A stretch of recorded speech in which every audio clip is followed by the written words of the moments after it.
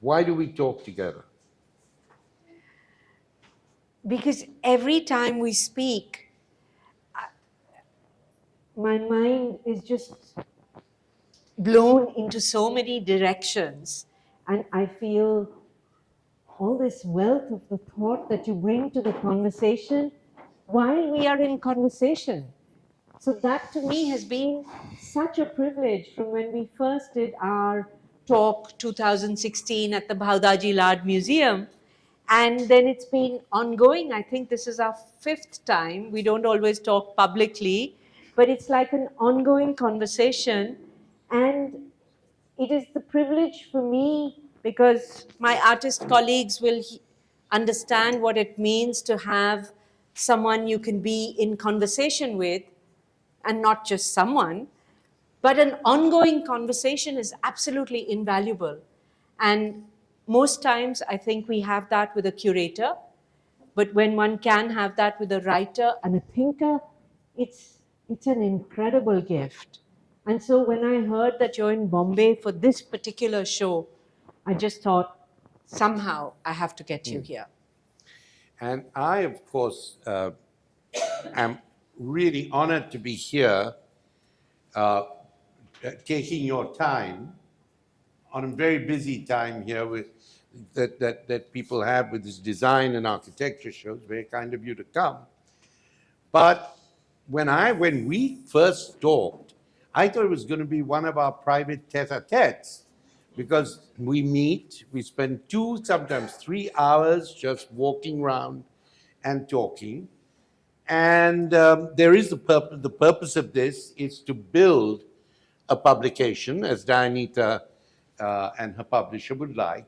And my feeling is that with her works, any publication will need to have a strong discursive element. You don't write, I wouldn't be able to write an essay simply framing the practice. I want to write an essay or a set of thoughts which continually agitate the practice in the same way that Dayanita continually agitates the whole photographic, I won't even say form, I would say the photographic practice. And it's with that in mind that I suggested the title. And is it still the title where we say, it is not about the image? This is the idea that we will try and explore. But Dayanita, you make me think on my feet. And you know, I have flat feet. So, which is other problems to do with arthritis and other such things. But having said that, the beauty of it, to think and walk with an artist, to walk the work, has been very important to me. I've walked it and continue to walk it with William Kentridge, who himself often represents himself as walking the studio, and I've walked with him in the pieces I've worked on and worked with him. So this sense of movement in photography, or the kind of animation that Kentridge deals with, is something that is very important to me. The movement in the image, the way in which the image is never, however perfectly timed and phrased, the image is always in a set of movements. And that movement is somehow inherent in the image. It is not that somebody looks at it from another time and period and creates a narrative movement to it. But the image itself, however fixed it looks, as part of a temporal process of movement. And it's with that in mind that I've found our recent conversations to be hugely important to me for my own work, which is, this is part of my work, but it's also a different notion of thinking about time that you cannot quite determine, and that time as it actually explodes on you, the imminent moment. So when we were talking yesterday, Dayanita, you said something that I've been thinking about today. You said, in reference to your relationship to Zakir, very early relationship in your work, before you became a photographer, and you said to me, what is so interesting, that through Zakir, my mentor, my guru, I learned the freedom of photography. And also that photography was freedom. And I think we should start with those two concepts, because freedom is always about the right to move.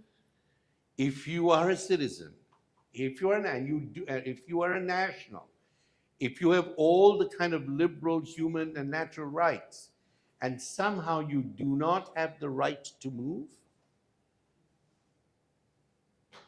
there is no freedom. And Hannah Arendt, very wonderfully says that two things. When you think about freedom, you have to think about movement at the same time. And she says freedom, in a later work, she says freedom is not something that you argue for as a principle or as a concept. You can write about it philosophically, but when you open your door and get onto the street, whether you're walking, whether you're demonstrating, whether you're protesting, whether you're meeting a friend, as soon as there is a barrier to that movement, there cannot be freedom. And I think in that deep sense, this show gives Zakir Hussain, who is past, a new freedom of movement, which is where we are today. A new freedom, a new representation of Zakir. Because the photograph, and I don't think I'm saying anything new here, the photograph has, on the one hand, a certain fixity of reference. In a painting, you can never say with the same conviction, I have seen that. I think Roland Barthes makes a point quite right. You can't say, I have seen that. The photograph, you can say, I have seen that. But to the extent to which the photograph captures the moment of the click, it is also confronted with its death. The moment of the photograph, for the photograph's presence, is also, in a way, the moment of its obsolescence, of its death. So photographs have this way of thinking philosophically, of thinking about death in life as a process, not just death and life. And I think that this is one of the spirits in which we might talk today. So tell me, by accepting a mentor, you felt free, whereas many people would say, the mentor wraps you in to their coterie. But you said something, as you always do, which is counterintuitive and brilliant. You said, I found my mentor and I found freedom. And the second part of it is, it was through following this life of music and traveling that I found my faith as a photographer. So talk about that. Thank you, Homi. Thank you, everyone, for being here. It was a moment's decision to me, when I said to Zakir, someday I'll be an important photographer and then we'll see. That was after you fell? Yeah. Okay. Do they know? Yeah, I say it so often. Okay, all right. For those who don't, I'd gone to a concert. I got stopped from taking a picture. I fell on my backside. I was 18. I was very angry. And I waited for Zakir to come out of the concert. This was 81, 82. He was not a big star at that time, so there were no people around him. Hands on my head, Mr. Hussain, I'm a young student today, and someday I'll be an important photographer, and then we'll see. And then I'd said it. And so then I was going to be the photographer. And Zakir, it went on, and then he said, you can photograph me when I'm doing my riyaz, because I don't make these faces just for the stage. It's not a performance. That's my expression. So that night, I sat with my friends at NID that, shall I go and practice the riyaz? And that I found freedom in the decision to become a photographer. So that night, I had said I'm going to be a photographer, and then I decided I was going to be a photographer, and I suddenly saw my whole life change, because I didn't have to then get married, I didn't have to have children, I didn't have to do any of that. And I could travel where I liked, with whomever I liked, whenever I liked, because I'm a photographer. And the people around me were sweet and naive, and they said, oh, poor thing, she can't have children because she's a photographer, she can't get married because she's a photographer. So the freedom came from deciding to be a photographer. Zakir became a mentor. I didn't even realize how lucky I was at that time to have a mentor like Zakir. I mean, like Zakir means there is no other Zakir. So the freedom and photography and mentor came within less than 24 hours. And that, of course, changed my life. So I owe a big debt to the organizer who pushed me, who stopped me, and I fell. Because otherwise I would have taken my pictures and gone. And I would be a font designer, as I wanted to be. So once I came under Zakir's care or started to travel with him, I entered this incredible world of musicians. The very first day is that photograph of Girja Devi, Hari Prasad Chaurasya, Shivji, and Zakir on stage. And they were traveling in this bus, going across India with the seats removed, and concerts wherever they didn't get a chance to hear great music. So I was thrown into this world of the greatest musicians of the time, and I was tutored really in the tehzeeb of how you engage with people, and a certain respect for the situation, for the people, for the ustads, how to be as a photographer. So there was the training because of the musicians, but there was an actual training with Zakir on how not to photograph, which was to never go in front of the stage. No flash allowed. And often he would just say, sit in the green room, and that should be good also. And look what he did when I decided to make the museum and sat with all my work. It almost on its own divided into the Green Room Museum, the Simla House Museum, and the Bus Museum. And with the Green Room and that world that I became privy to, that nobody gets to see when you come to hear the concert, I started to, after doing this exhibition, it's been very important for me to build the exhibition here. I started to feel, did Zakir lead me inadvertently or not, I don't know, into a green room gharana of photography? Can we say such a thing? Can I dare to say such a thing? Because of course I would have to back it up. But I think that shaped the way I photographed Mona, the sex workers, the families. It was and I see it now when I see people photographing me, and I realize that I have a very different manner of photographing that comes from traveling for years with these amazing musicians, but also understanding the hierarchy of that system, and to always be there, but not intrude on the situation at all. So that's very productive for the next area that I want to try and explore, connected to what you just said, which is that the notion of movement, and I want to get back to that. Yes. To the question of moving, the question of traveling, being a traveling artist. like being, a traveling pilgrim, being a traveler, being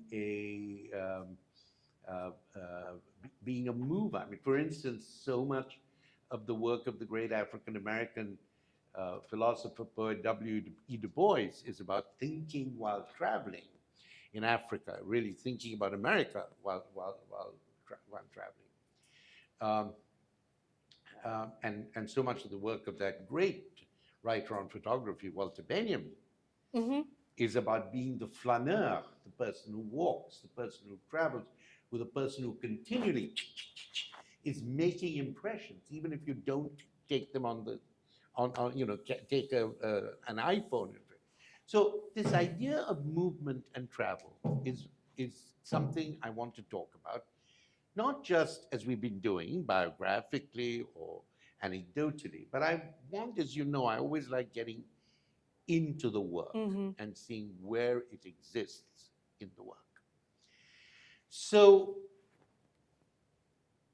I think we've talked about this before, that there are many kinds of traveling photographers.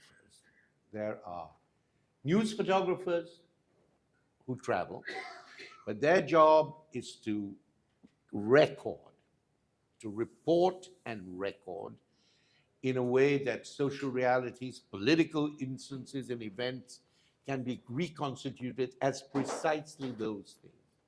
There are art photographers who create a kind of mise en scène of their own, of surrealism. They want to bring together in photography a range of diverse things. They want to record a kind of imaginative, metaphorical, or allegorical world. But in terms of your photography and the movement of your photography, I think you are a photographer of displacements. You like, first of all, let me explain. Your work very rarely has a beginning, middle, and end. You don't believe in that kind of narrative. When I look at your work, when I look at any one image, or I look at a sequence of images, it is both as if they're beginning in the middle of a process. You see, it's the process of time. They're always beginning. There's no, if you follow this, you'll see this, if you follow that. The way you even describe the three different museums you have here. And you move from one museum to another. So movement and the temporality of movement, the time of movement, is extremely important. So I think you're a photographer of displacement. You're a photographer who always wants to start in the middle of something. You see what I'm saying? Not a photographer or an artist who believes in sequencing. And that's why one of the important things that comes from two important things. One, you montage images.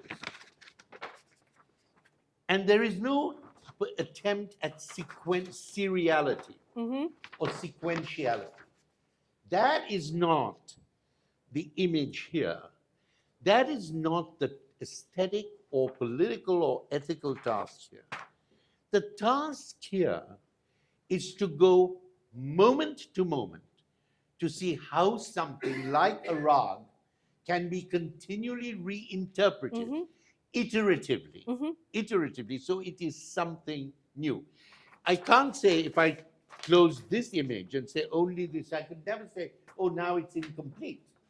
It is not incomplete, because what you're shooting in terms of the moment, what you're shooting is the moment that is just about to come.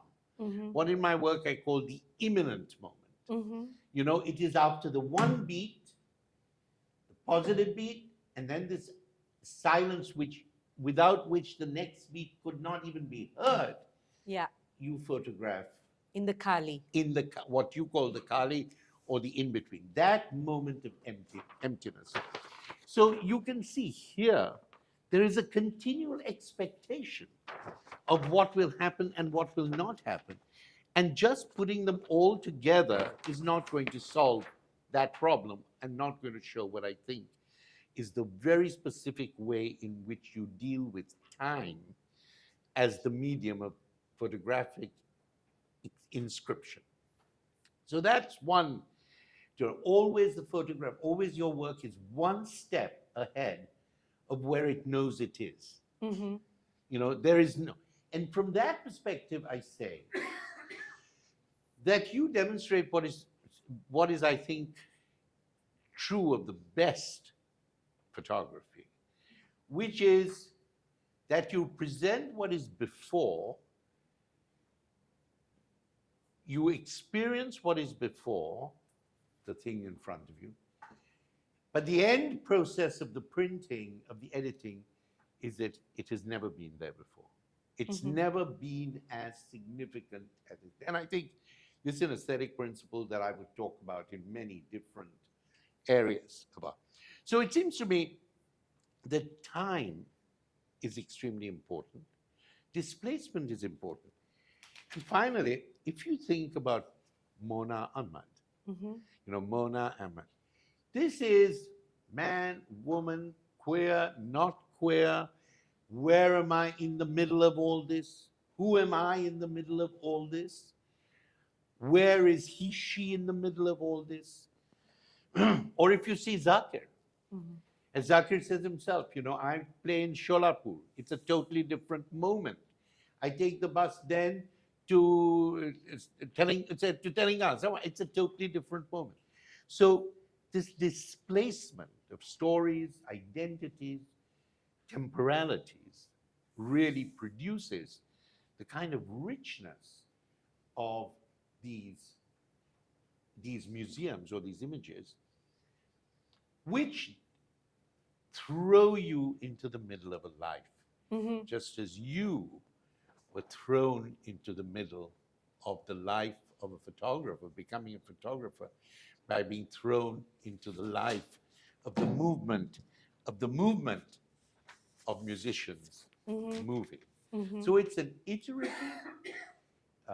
It is a practice of displacement, and for the viewer, you're always beginning again. When you begin in the middle, you begin again. You don't begin with the authority of I know.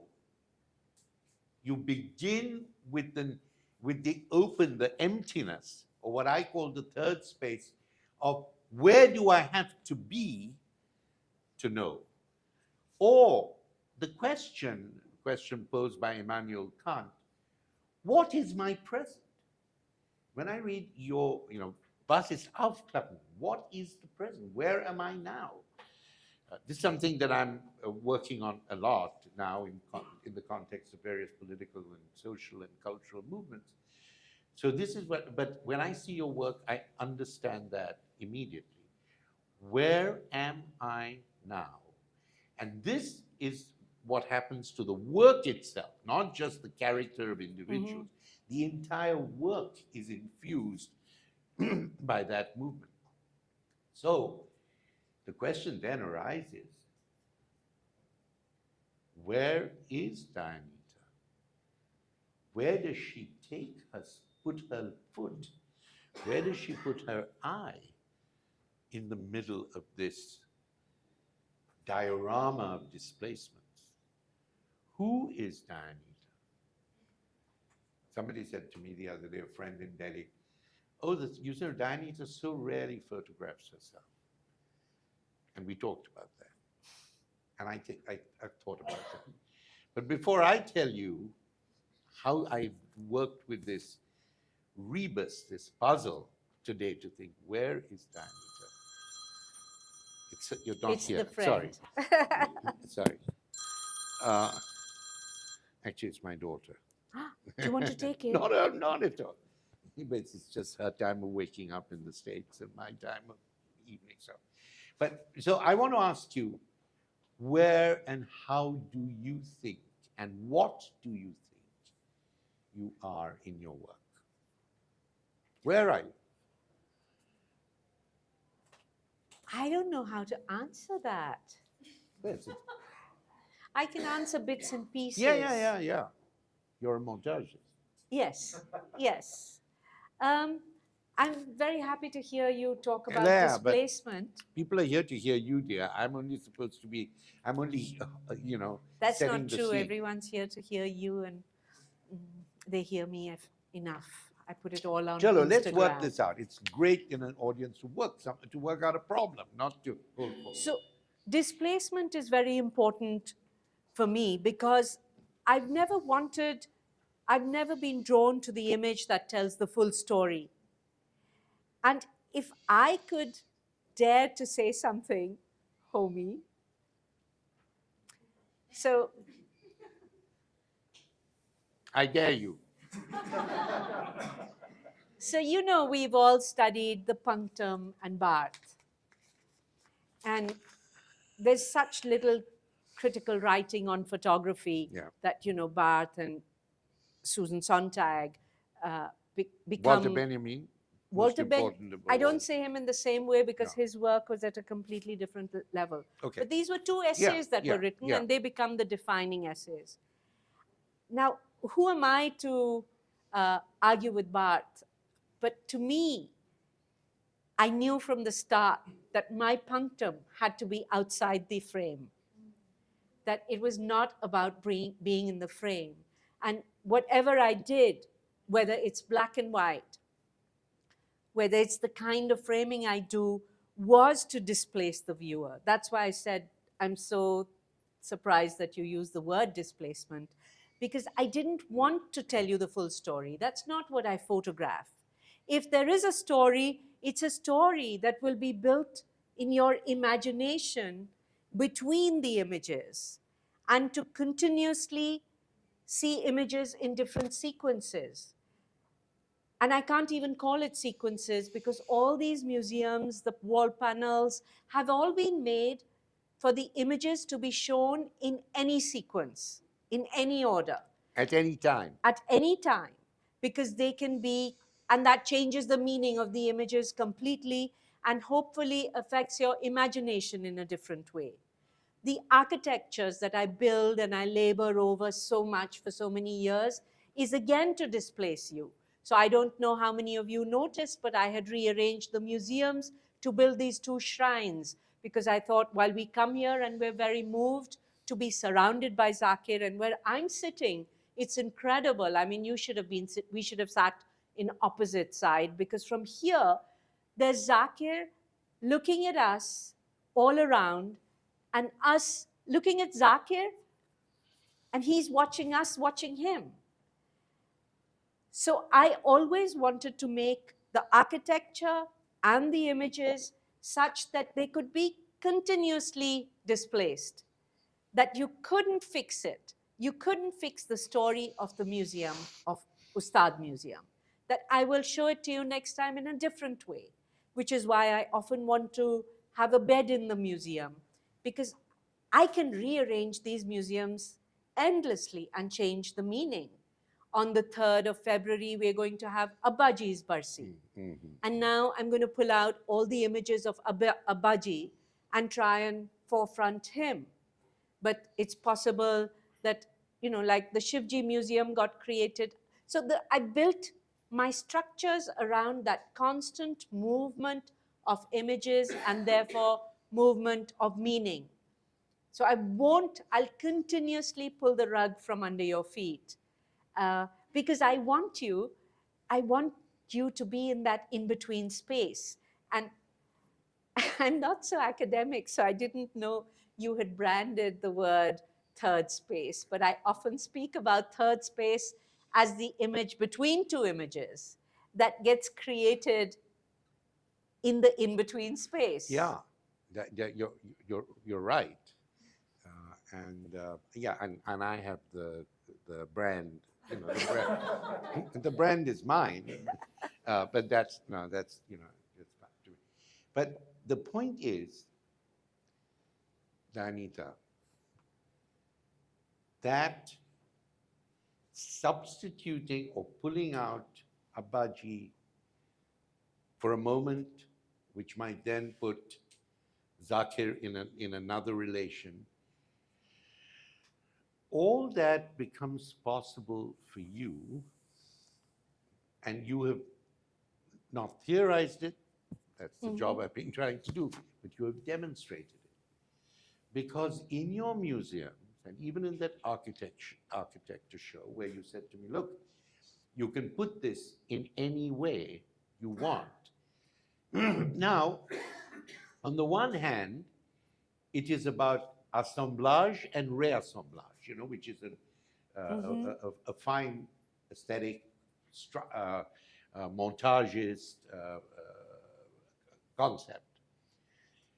But I think so the third space is always virtual. Yes. The third space doesn't get constituted because you put two very different things next to each other. Now, this came to me when we had our little private walk around at the where was it? Where you had where we had Jahangir Nicholson the Gallery. Jahangir Nicholson Gallery. You said you took out one and you said, look, I can take this from here and I can put this here, and now look at the juxtaposition. And I felt at that moment it's not just about juxtaposition. This is actually about the artist removing one image, revealing the actual structural problem, which is it's because there is an emptiness, because there is a gap, that you can actually then put another image. So you can keep filling the images, but the real aesthetic, and indeed even political, although we don't have time for that issue, is to actually show that there is nothing, that there has to be this form of negation. You know, I pull out one thing. Yes. And it is not simply about image to image and that difference. It is this whole action, and that action is as aesthetic, it is as philosophical as anything else. I take this out, then there is a gap, and then I put the next in. So it is this gap that is risk. It is this gap that works, it is this gap that is chance, it is this gap that is so important, I believe, both in politics and in art. You remove something, and if you try and fill it immediately with the best will in the world, with the finest manifesto in the world, it ain't going to work, because it makes you think my manifesto is the truth. It doesn't make you think behind it is always the possibility of transition and translation. And that's why I think that the space you inhabit is that empty space. That is you. Of course, it is you in the sense that you're also creating a system of manipulation, of change, of montage. But it is without that erasure, of ego at one level, without that enactment of psyche at another level. You know, empty spaces are terrifying things. Empty spaces are not simply things you can just fill up. It's once the emptiness is made aware, whether it's internal, whether it's psychic, the emptiness of the unconscious, this is something that will never allow identity to become masterful again, to be satisfied in its self-sovereignty. That's where I think you have taken the photographic space, erased yourself, erased yourself at some level, and produced an iterative iconicity of Zakir, the Zakir Museum.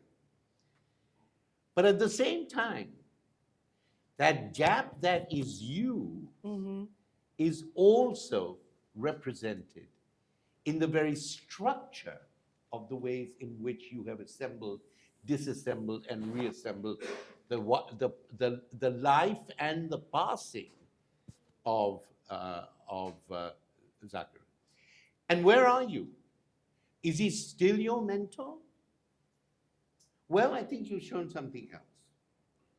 I think you've shown the fact that your mentor doesn't have to transcend you.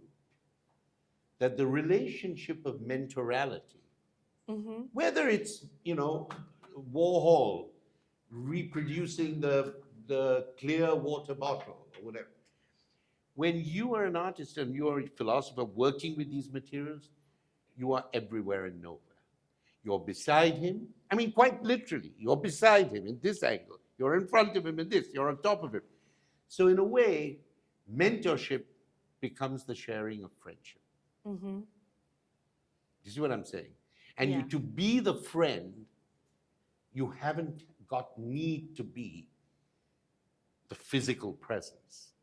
You don't have. I remember I had Wim Wenders. He came to Harvard. I invited him, and we had several very good talks. And he said to me, "The thing that I never ever believed as a photographer, as a cinema maker, was that at the start of the 21st century, the most compulsive act of cinematic representation is the selfie." He said, "I could never believe that people would turn the camera into themselves, upon themselves, substantiate themselves, rather than turning it this way, with people knowing that there you are, creating a language of representation, not representing yourself." Well, those are the thoughts I had for this question about where are you in your work? Everywhere and nowhere.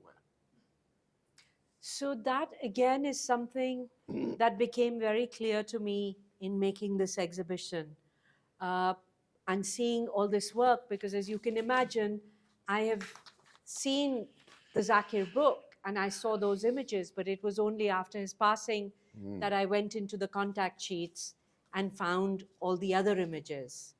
And so it was, but I never saw it like this, no? For me also, it's the first time I see all the images in one space. And that's when I realized that actually what I had learned from Zakir, from all the other musicians that I had the privilege of traveling with, living with, to really shed one's ego, to really sort of compress physically oneself, not in a punishing way, but to just receive that much more. So I used to be a sponge with all of them. I barely spoke. The only other person I could really speak to was Rashid Khan, because we were the two kids on the bus. But for the rest, they were all ustads. So I learned. I wasn't Dayanita Singh. I was the kid on this bus. I was the kid who was being encouraged by all of them. They had all decided that I should become a photographer, and they were all going to be there for me. So whether it was spending Guru Purnima with Kishori Tai or staying in Gangubai Hangal's house, all things that Zakir led me to were all possible because there was no ego of the photographer.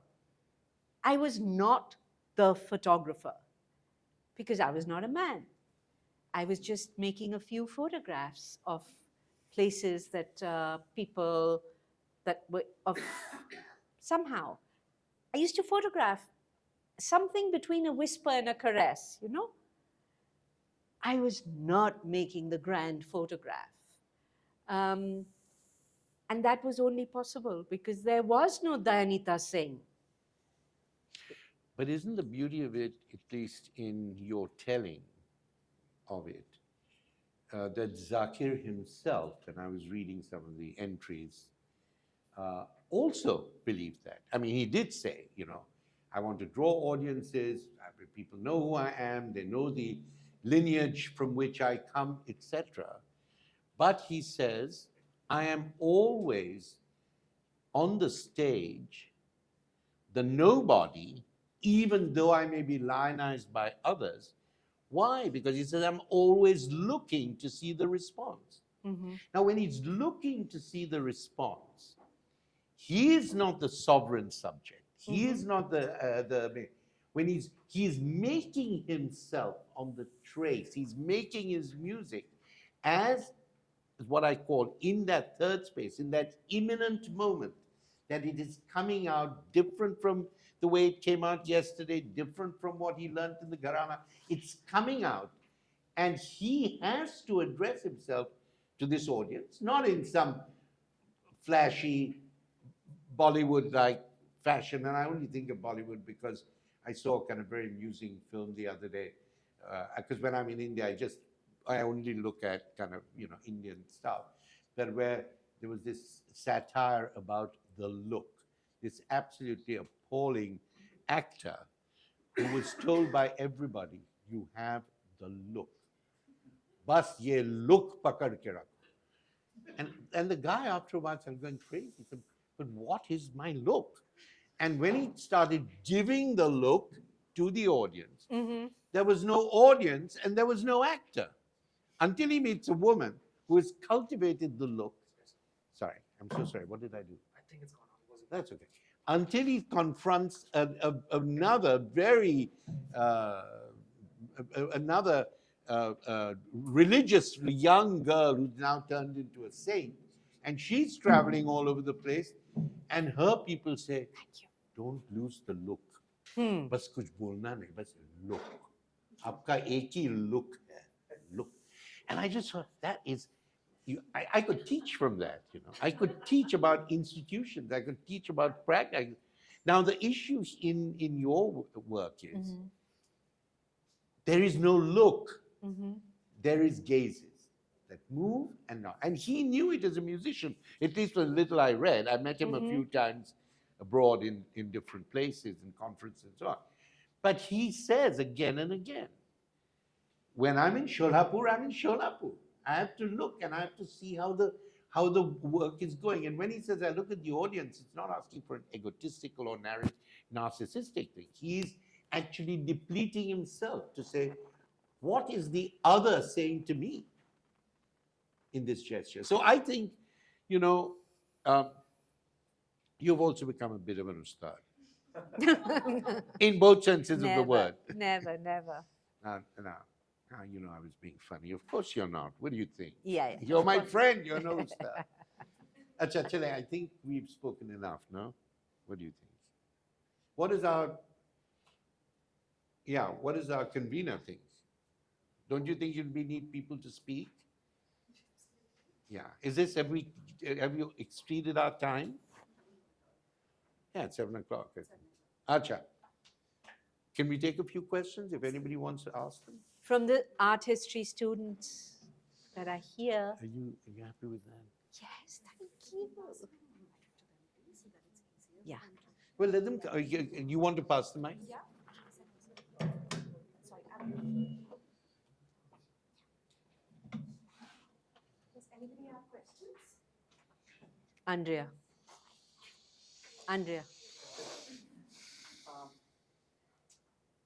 I was wondering whether what you were saying about the third space can also be reframed in terms of lack of continuity. Yeah, but yes, of course it can.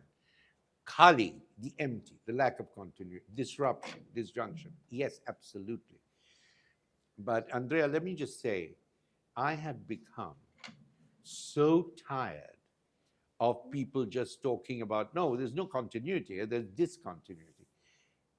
It doesn't mean a hill of beans. If you take continuity and put discontinuity there is, you're playing within the same terms.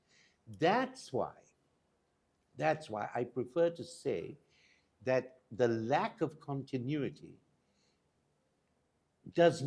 should not be a lack that has an ontology connected with it. It cannot be the being of lack, just as you could have the being of the positive.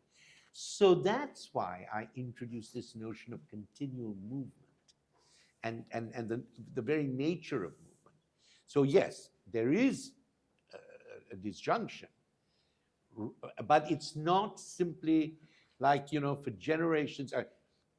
you know, a lot of the work of Lacan or Derrida is about lack. And I always argue, yes, there is a lack, but the point at which that lack falls is not simply the ontology of a lack. It's not simply the sovereignty of lack. You have to see what is happening in that lack.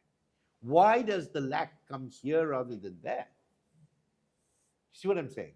Why, why at a certain moment of time, in a completely rational discourse, while discussing X, is my mind grappling with something else?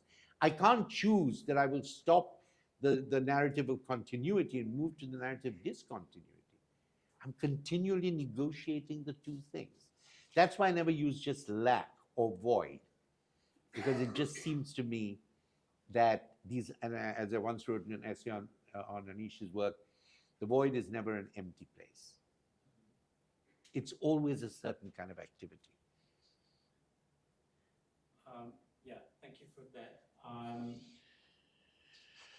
I want to go back to these things that you said, because lack of continuity for me was placed in the idea of movement. And movement as a continuous rebirth, not as a continuous movement. Okay. And I'm saying this because I've been recently going through, I don't know, 4,000 images of Dayanita. One of the things, at certain point, I realized that all that work was posing this question to me: why am I engaging with this? What is engaging me in? And I realized that there was a continuous reenacting of the same um, vital energy that is generated by an image. So I felt that when you talked about the third space, I was really seeing this lack of continuity as a linear time. And that's why I asked you if it could be reframed. Yeah, it could. You could reframe it in that way, so long as A, as I said, that the lack is not just a negative ontology. That's number one, and B, that the third space or the Kali, the empty, uh, has its own very specific, sneaky ways of coming on you. It has to be as difficult to read as continuity is. The problem with much sort of post-structuralism was that there was always an understanding of the value of the lack, you see. And I'm saying both the physical, temporal, and conceptual intervention of that is as difficult to read as empirical reality might be. We cannot assume we know it. That's why I just, for this little phrase that came to me since our conversation yesterday. Yes, in photography, there is something before. I suppose you could say that in many forms of art. No, there is something for this. If you're a wood sculptor, there is wood, and then there is the striations in the wood, the particular kind of wood, whatever. A painter, there is something. But the third space, that moment of going through that passage, is that what was before will be like never before. Has that helped you with that? Thank you so much. Thank you. Dayanita, super interesting to hear you again. Having had a look at this yesterday and had a look at the Ustad Museum again today, what's been really challenging me is this understanding of how you curated these particular photo images with that sense of Kali, which is such a key part of classical music in South Asia. So I'd be really interested to see how that actually helped you choose the images. I think that has been actually, thanks for that question, because that has been another thing that became clear to me in making this show, the influence of rhythm. You know, I keep sort of hitting my head and saying, listen, it's your intuition, you have to edit with your intuition. But when that intuition is informed by solid experience of rhythm over so many decades, it's bound to seep into your work. And that's another thing I think that came from the time with Zakir, is understanding the rhythm, and there is no rhythm without the Kali. So there's a certain musicality with which I offer these images to you. And I get impatient because others can't do that, because I see it as an offering that I give to a curator when they acquire or show my museum. But I realize now that it is what I pass off as intuition is actually quite a deep understanding of rhythm and thereby of Kali. So the pacing of things is really important. And that's why I think that the particular, the very deep talent here is an understanding of time, medium of time, not time as necessarily encapsulated in an event, but time as an ongoing problem of representation. That reminded me of something I had wanted to say to an earlier question, and if you indulge me, in the beginning in photography, the two questions I couldn't bear was, where was this image made and when was it made? You know, so my way was to have no captions, and no, I'm not going to tell you, because I wanted to displace you. I never wanted you to know the location of anything, and why did the time of it matter? It's about the image, or what the image is trying to suggest outside the image. That's one. But the other thing that I started to feel, and certainly in this exhibition, I realized, and if there are any photographers here, they will understand, that no medium can hold photography, no medium can hold time like photography can. And so on one hand, I don't want time to be there, because I don't want you to give you a linear time. This could have been a very interesting chronological exhibition, a wall hang, but that doesn't make you engage in the ways that I would want you to engage. And it's not about time. It's about all the time. It's about 40 years or 43 years of having photographed this incredible human being's life. So those were two connections to time that I also wanted to bring out. But I want to push that further, because it's not only about the 40 years of time. Supposing you had photographed Zakir Hussain from the time of his conception to the time of his death. Supposing you had never left the side of his mother. Supposing you was, every moment you were a camera, and maybe we can even create such cameras that just work with you. That idea that this is 40 years, in my view, is not the magic and modality of time that you capture. I don't think it's 40 years, 50 years, his whole life. As soon as you put that boundary out there saying it's 40 years, then you start calculating time in terms of years, Right. days, decades, age, old age. But if you look at these, and you can tell me to shut up, because it's your work, not mine. But if you look at these, they are less about any flow of time than they're about, again, like in a musical thing. So boom, and then of course that next sound would make no sense if there wasn't the Kali or what I call the third between them. So I think, in a way, the beauty of these works is that they talk about the imminence of time, the shortness of time. What I started writing, in my work, I was just giving these lectures at Oxford and Princeton Oxford lecture, which I'm now trying to write up. And there I moved from what I call what I call durational time, to thinking about the importance of diurnal time. By diurnal time, I don't actually mean one day, but time that goes, particularly in moments of sorrow, in moments of crisis, and that's what I'm talking about, racial crisis, migration. You go day by day by day by day. Now, if you say 7 days I haven't eaten, is a different complex to saying, not on this day I didn't eat, on that day I didn't sleep, on that day. So this day by dayness is what I call the diurnal, not the durational.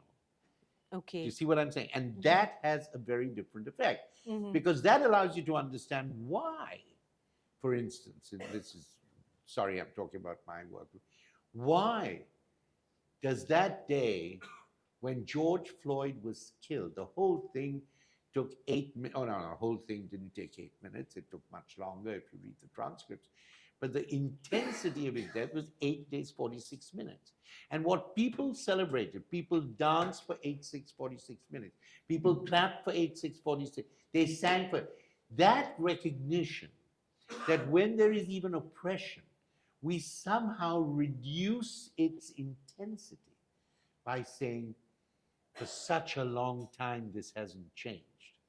Whereas in fact, the real struggle is day by day by day by day. And this is just some thoughts I had during the pandemic, and now I'm writing about pandemic time and racial time and migration from this perspective. Because in the annals of history, everybody wants to know, go put this in a 10 years a time period for us. This is the century of XYZ. I think bullshit. Change the temporality of both aesthetic, political moment, and think on the basis of the temporality of the non-sequential, non-narrative photograph. Thank you. There's some students, no? I think you need to be the vice chancellor of the university. You call on students so often and so well. Because I was so excited to meet this group of students that has become very quiet from Somaya College, Where is the Samaya College crowd? all sitting right here. They're studying art history, so I was just very excited. Hello, good evening. Can't see you. Okay, hello, good evening. Hi, first of all, such a lovely, lovely, lovely discussion. I had so much fun, enjoyed every single minute of it. Yes, the question I had was around this time last year, I had the opportunity of watching the movie called Vasudev Kudumbakam by Anand Sathwathan. And in the film, it's a semi-documentary sort of film where he records um, his his mother's last moments in the moments leading up to her passing. So it was a question I had when I watched that film as well, and when I looked at this exhibition. As a photographer, the fact that you have, especially as a photographer who's traveling with an artist, the fact that you have a camera in your hand and you're constantly documenting. Even in Pathodhan's case, he's documenting his mother. You were documenting Zakir Hussain. The fact that you have a camera in your hand and you're constantly documenting, how does that change the way that you would otherwise, I don't know, maybe more organically negotiate with that space, with that situation? Thank you, thank you. So I was doing this in the days of film. I had 2 rolls of film for a week, 72 frames for a whole week. So I was not constantly documenting. I don't have so many images. And that was the beauty of working with film, where you made an image and you put your camera down. There was no, the violence of the photograph was not there at all. And it was like a whisper when I photographed. It didn't make any ripples in the room. It didn't change the dynamics at all. But what I learned from Zakir is when it was okay to make a photograph and when it was not okay. He never told me, don't take a picture. He never told me, take this picture. I never asked him, can you do this, please, for the picture. I just knew it. I knew in the green room for all the pictures you see here, there's an equal amount, 10 times the amount of images that I didn't take because I knew it wasn't okay. And that was just a sense that somehow, again, I imbibed from Zakir. So I would add that to that list. And it's like, it's not censoring, it's just knowing when it might be okay, when it's not. There's a lot of images with Ali Akbar Khan Sahab especially that I wish I had taken. I look at these images, I have 2 frames of him. I have 3 frames of Pandit Bhimsen Joshi. I was there, but clearly it was too disruptive. And so I waited for a later time when I could get a Leica, so there wouldn't be the sound of the shutter. But also it was a very different time. This is pre-surveillance, no? So it's not just about social media now, it's also that it's about surveillance. So photography has a different meaning. But remember, when I was photographing, I didn't think I was a photographer. They didn't think I was a photographer. There was just this kid that they were all bringing up to become a photographer. I mean, that's the great privilege of my life, to have been mentored in the Zakir Hussain Academy of Focus. Can I ask you actually, what is your problem? Do you think that by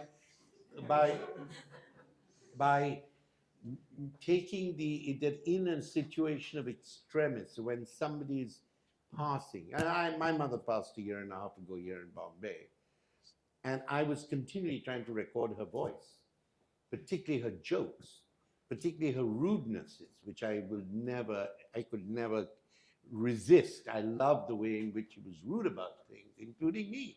So what is the point? The point is that somehow if you're involved in this other practice, then you're not giving yourself entirely to the moment of the other person's suffering and death. Is that the question? Sort of. The fact that you are also you're also recording it digitally as you are engaging with the person. Yeah. Does that take away from your experience of the moment? Is it an intrusion? Does it take? That's a very, very fine question. And I can only, Anand and I were in college here at Elphinstone together. He's a very, very old friend of mine and a very good friend, one that I deeply respect. And by the way, his mother was a potter. So that this whole growth of something, it was part of her life, the way she made these pots. And then you don't have to say, now it's done or finished, but the pot tells you when to stop. But I think just to open up another way of thinking,